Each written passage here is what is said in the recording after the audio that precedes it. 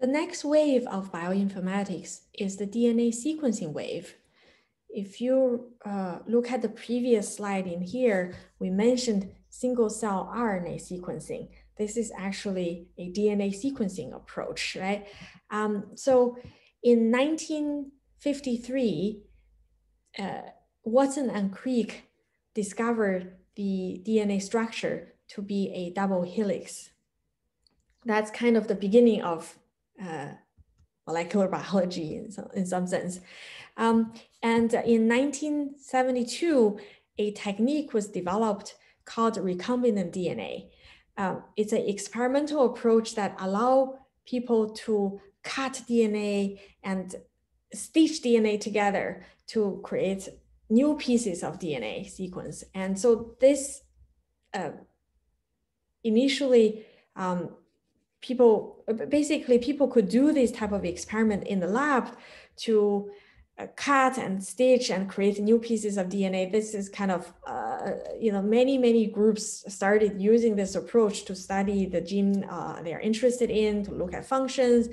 It was a very exciting time. However, at that time, sequencing DNA was still very, very difficult. So this is a study that was published in 1972 with a single author. Actually was the PhD thesis of Jerry Rubin, who is now a professor at the Howard Hughes Medical Institute. And if you read the abstract of this study, it says the nucleotide sequence of yeast 5S ribosomal RNA has been determined to be this particular sequence. And this whole paper basically is about 5 years of experimental work to determine the sequence of one gene. And actually this now only takes 1 second to do. So this is because over the years, there are better and better techniques developed for DNA sequencing.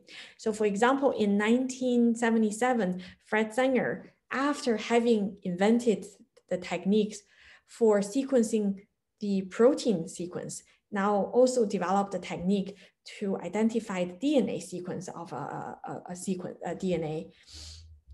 And so at the time, the DNA liquid sequence were limited because you have to have enough amount of DNA for the same thing to sequence it. So until about 1985, polymerase chain reaction was developed, which allow people to amplify any specific piece of DNA many copies. This is kind of an exponential amplification, starting from a single copy even. You can amplify millions of copies in a very short time. And with enough copies, then you can use Sanger sequencing to really figure out the specific sequence of some gene you're interested in. And so with that, more and more people are starting to do DNA sequencing. And we mentioned previously, the National Center of Biotechnology and Information were started in around 1988. So this, if you go to the main NCBI website, this is from the National Institute of Health. There are many useful resources here.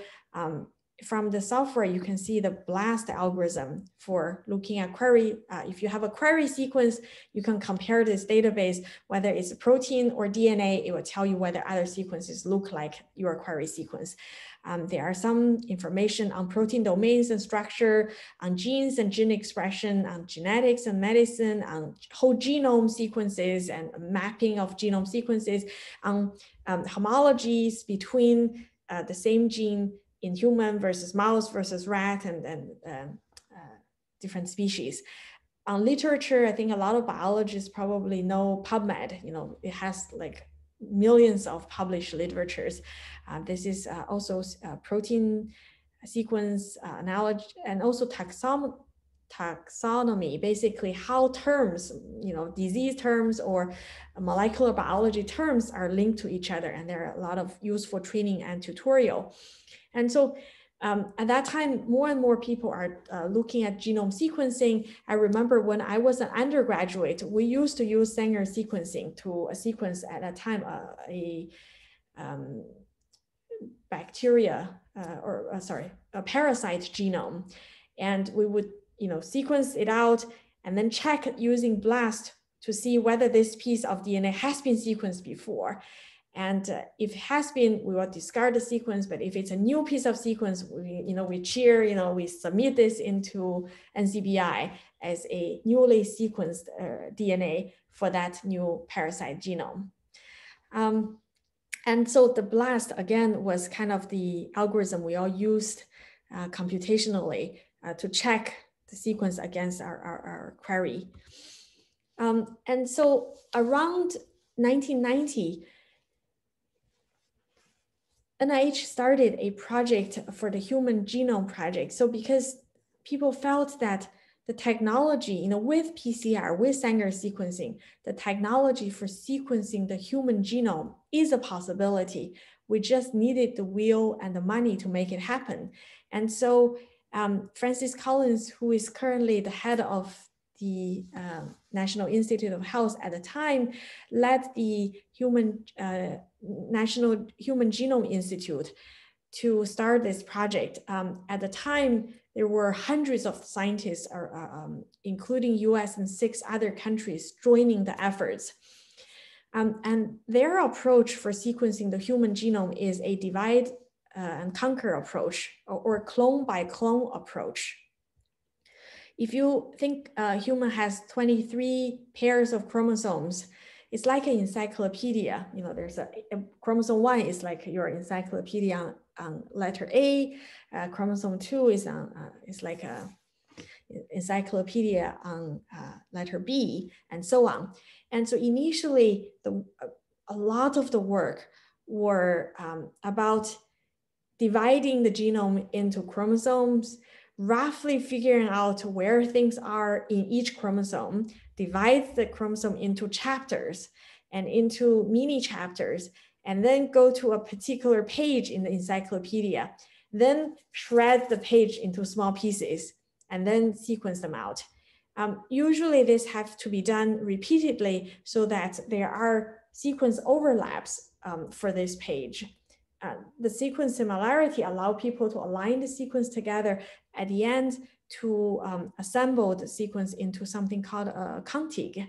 And then the contigs are gradually stitched together to create that chapter for one chromosome. And so this is an extremely laborious process. In 1990, it was estimated to be finished in 15 years. But in 1997, there was a private effort led by Craig Venter in a company called Celera. They said we could do this much, much faster. Instead of dividing the whole human genome into chromosomes, into bigger chunks and then smaller chunks and then shred it, the private effort was using a whole genome shotgun approach. Basically, this whole encyclopedia is shredded into all the smaller pieces and sequenced many times over. And purely using computational approaches, looking at the similarities, this approach could assemble the genome into contigs and into whole chromosome sequences. So this actually created a lot of pressure to the public effort, because the private effort eliminated the really time-consuming and laborious process of dividing this genome into smaller chunks and sending it to different genome centers. But at the time, the private effort also claimed that they could do it faster and cheaper, which at the time, the public effort initially was kind of skeptical. But because the competition from the private side, it really motivated both sides to accelerate their technology development, automation. So at the time, there were better sequencers developed. And so the technology improvement allowed people to sequence large amount of sequences much, much faster. And this computation from Celera also stimulated the public effort to use more pipelines and automations to speed up the process. And so because of this competition, eventually the White House have to be involved. They work with both groups to say, let's try to work together. And so they agreed that, there's kind of a public announcement. The public effort and the private effort actually finished at the same time in the spring of 2000. And so the private effort at the time, you can imagine this is actually a massive computational undertaking, having to stitch together so many sequences to create the genome sequence. But even in the public effort, at the time, they just said, okay, let's accelerate the process. They also started doing a lot of sequencing. And at the end, it was David Hausler and Jim Kent from the UC Santa Cruz. They developed also an assembly approach to assemble the public effort, from the pages to the small chapters, to the big chapters, to the whole book together. And so it was actually printed and still warm when the news announcement came around that, the public and private finished the draft sequence of the human genome at the same time. And the complete human genome was finished in 2003.